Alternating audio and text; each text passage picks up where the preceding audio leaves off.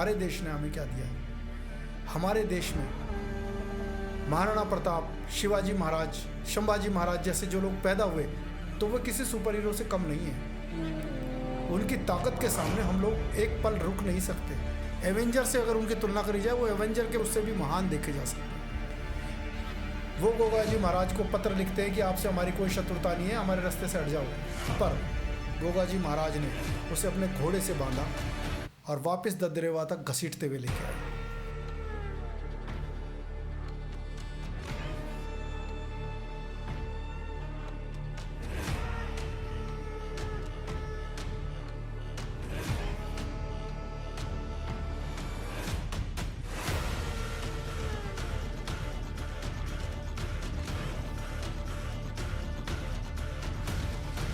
आज हम बात करेंगे हमारे देश के अमरवीर योद्धाओं की, ऐसे योद्धाओं की जिन्हें सरकारी तंत्र और हमारे सो कॉल्ड इतिहासकारों ने मिटाने में कोई कसर नहीं छोड़ी।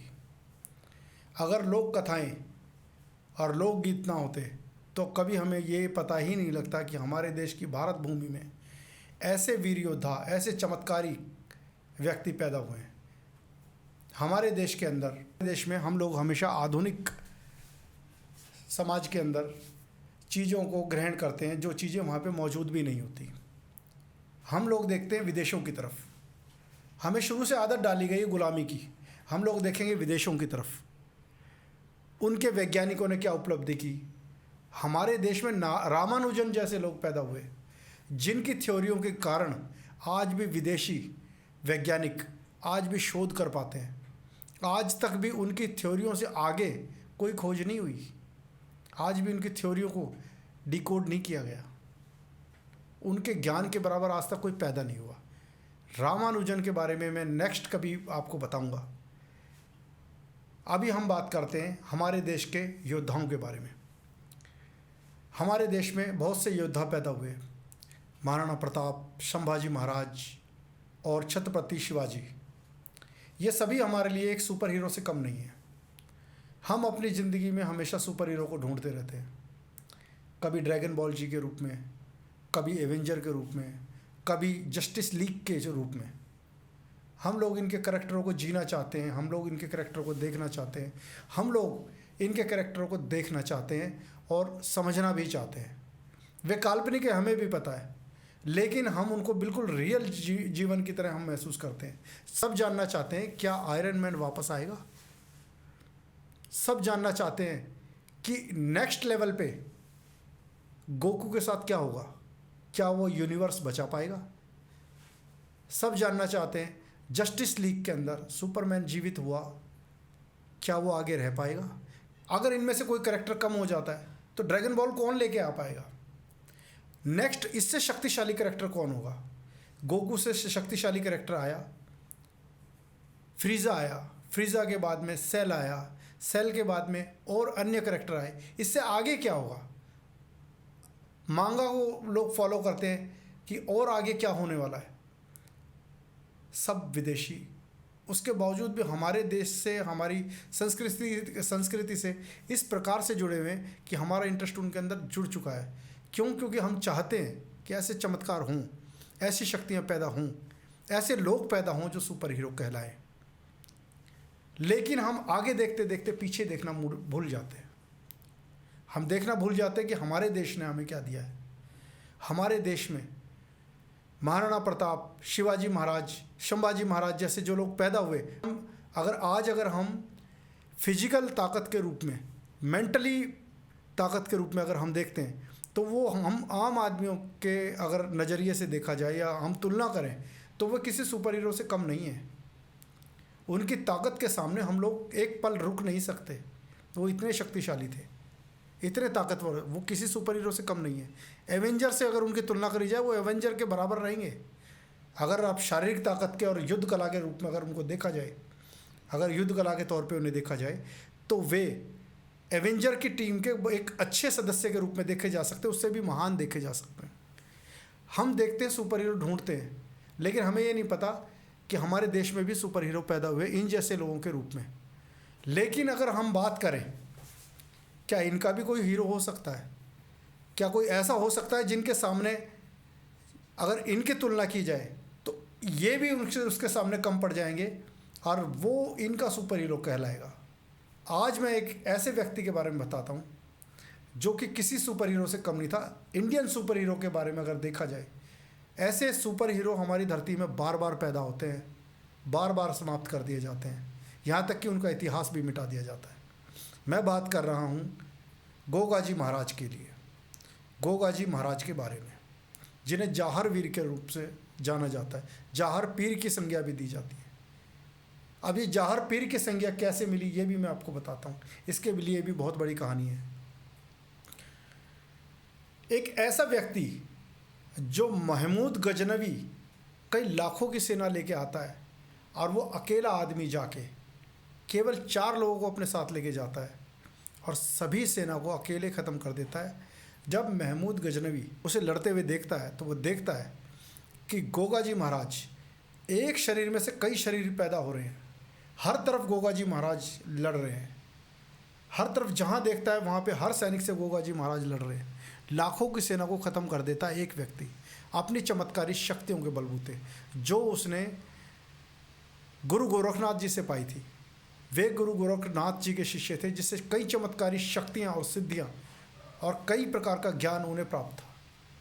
ये कलयुग की बात है कि महमूद गजनवी, जिससे कि पूरा हिंदुस्तान आज इतना महान उसे बताते हैं कि उसके सामने तो कोई राजा टिक ही नहीं पाया, जिसको सोमनाथ मंदिर में जिसने जाके लूटपाट की। ये तब की घटना है जब वो सोमनाथ मंदिर की तरफ आ रहा था। तो गोगा जी महाराज के 2 गद्दार भाई अर्जन और सर्जन जाके राजपाट के लालच में महमूद गजनवी से मिल गए। उन्होंने बताया कि आप बिना गोगा जी महाराज को पार करे सोमनाथ मंदिर तक पहुंच ही नहीं पाओगे। वो गोगा जी महाराज को पत्र लिखते हैं कि आपसे हमारी कोई शत्रुता नहीं है, हमारे रास्ते से हट जाओ, हम सोमनाथ जाएंगे और वापस अपने देश चले जाएंगे। तो गोगा जी महाराज कहते हैं, मेरे रहते आप एक कण भी सोमनाथ का ले जा नहीं सकेंगे, मुझे पार करके आप जा ही नहीं सकते। जिस समय युद्ध होता है तो उस समय में महमूद गजनवी देखता है कि गोगा जी महाराज एक नहीं अनेकों जगह लड़ते हुए दिखाई दे रहे हैं। एक शरीर में से कई शरीर पैदा हो रहे हैं और अलग अलग जगह पे वो युद्ध कर रहे हैं। ऐसी चमत्कारी शक्तियों वाले थे गोगा जी महाराज। उनकी सारी सेना का नाश कर दिया जब उन्होंने, तो घबराहट के अंदर महमूद गजनवी के मुंह से निकला, अरे ये तो जाहर पीर है, ये तो जाहर पीर है। उसको अपनी जान का डर लगा। लाखों सैनिक गवा के वो भागने लगा। भागता भागता खुड्डी गांव तक पहुंचा। वहाँ पर गोगा जी महाराज ने उसे अपने घोड़े से बांधा और वापस ददरेवा तक घसीटते हुए लेके आए, अकेले अपने दम पे। उसके बाद में महमूद गजनवी ने चरण छूकर उनसे क्षमा प्रार्थना की और उस समय में उनका नाम महमूद गजनवी के द्वारा ही जाहर पीर पड़ा। ऐसे सुपर हीरो हमारे देश की मिट्टी में जन्म ले चुके हैं और हमें उनका इतिहास केवल इसी कारण नहीं पता क्योंकि हमारे सो कॉल्ड इतिहासकारों को विदेशी मिट्टी में पैदा हुए अंग्रेज या विदेशी मिट्टी में पैदा हुए मुग़ल ज़्यादा प्यारे थे। वे कभी चाहते ही नहीं थे कि हमारे देश का महान इतिहास, हमारे हिंदू महान संस्कृति कभी सामने आए, क्योंकि वो सामने आती तो सब फीके पड़ जाते। उन्हें प्रचार किसी और का करना था। इसी मकसद के, इसी एजेंडे को लेके उन्होंने इन सभी के इतिहास दबा दिए।